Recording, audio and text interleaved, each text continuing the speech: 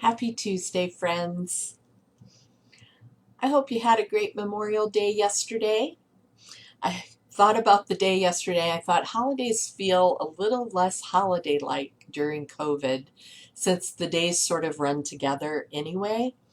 But I hope you were able to be with family or members of your quarantine yesterday and that you had a great day. I'm going to continue tonight talking in my series about what love is from 1 Corinthians 13, 4 through 7.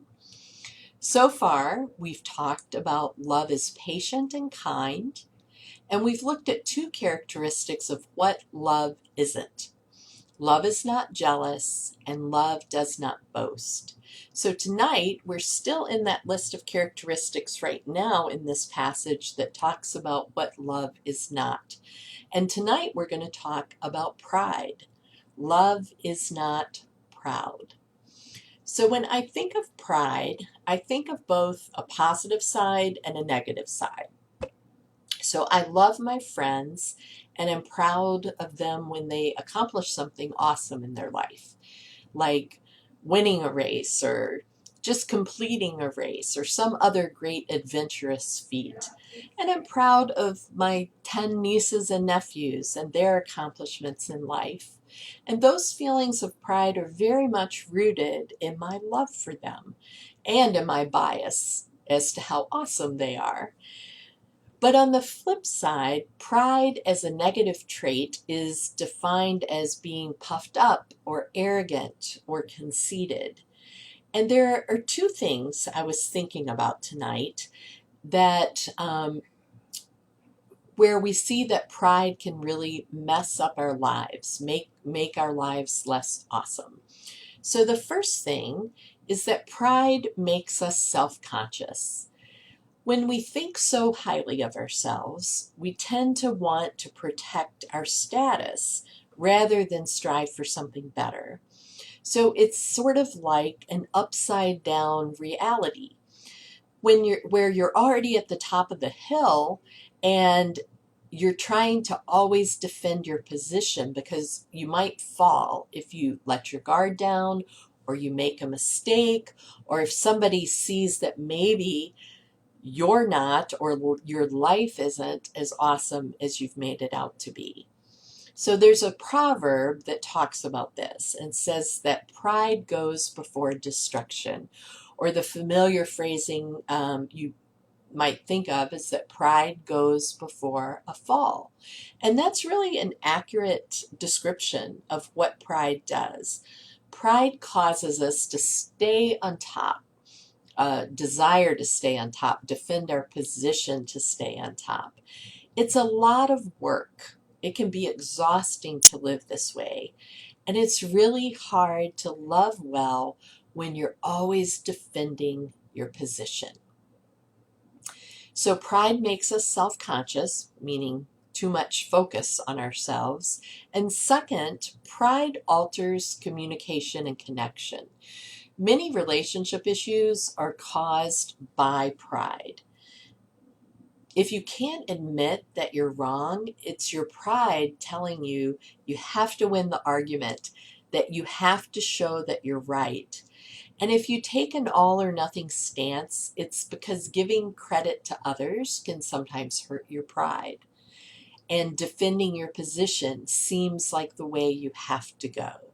Pride makes it really difficult for anyone to get very close to you. So those are just two things. You can probably think of a lot of other things where pride can get in the way in your life of relationships and loving people well. So vulnerability is the counter to pride. What if you were just open about your weaknesses and you accepted them? You know, the world might tear you up a little bit, right? But that's why vulnerability, you can't toss it around carelessly. But if you're careful about showing your humanity and your humility to others and accept that you don't have everything together, magic happens. People like you more because they know you're a real person, and real people have faults. Prideful people make sure not to show faults. And that is a really hard way to live, friends, for a long time. Your true colors, who you really are a brilliant mix of both your faults and your merits, the good stuff. And it's nothing to be ashamed of. Both of those things are part of who you are. Not only that, but starting with humility and vulnerability grants you confidence in who you really are. Confidence is the good side of pride. Pride brings confidence with it, but when your confidence is based on an image that's not who you are, then you can lose it because it's not real. Our confidence needs to come from knowing who we are as children of God, that we are loved by God. We are God's beloved kids. And from that place of love, from knowing that's who we are, we can learn to love others more. I want to close with a quote I found that contrasts love and pride.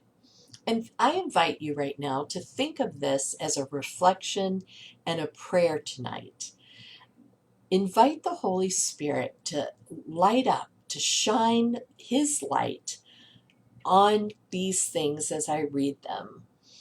And if there are areas in your life that might be controlled by pride, maybe some of these characteristics will shine for you, that they will light up.